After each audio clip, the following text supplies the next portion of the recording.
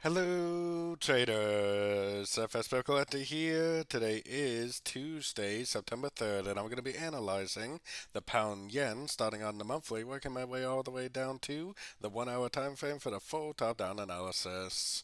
So, on the pound yen monthly, I still think this is likely the end of a wave 3.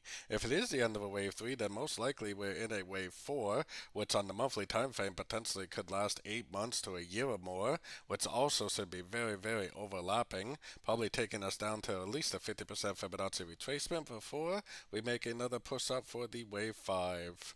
So let's take it down to the weekly time frame. On the weekly time frame, now that the weekly and monthly candles have closed, I think that we can admit that the wave A is over. Most likely we are now in a wave B, which a wave B should be a correction to the wave A. Then eventually, maybe a month or two from now, it'll start a push to the downside for the wave C of wave 4. So taking it down to the daily time frame. On the daily time frame, I mean, technically the trend is kind of still down because it hasn't really broken structure yet. But I think that this correction is way too big to be a subdivision of this move down. So likely the wave A is over.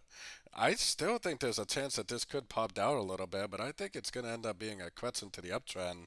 Like this is possibly an A, a B, and a C of wave B of wave 4. So taking it down to the 4 hour time frame. So on the 4 hour time frame, the yen has been extremely sideways lately. I'm really surprised at how sideways the yen honestly is. To me, it still looks like this could be a wave A. I still think this is likely an A, this is likely a B, and this could go down to a little bit of a lower fib to make a C before it actually goes up. And this would be an A, B, C, a B, and then back up for the bigger wave C. Just like what I was showing on the daily time frame, basically. But I would definitely keep a very close eye because if this does make a higher low, especially if it's 3 waves down, I would probably go long again because technically the trend is up on the 4 hour time frame.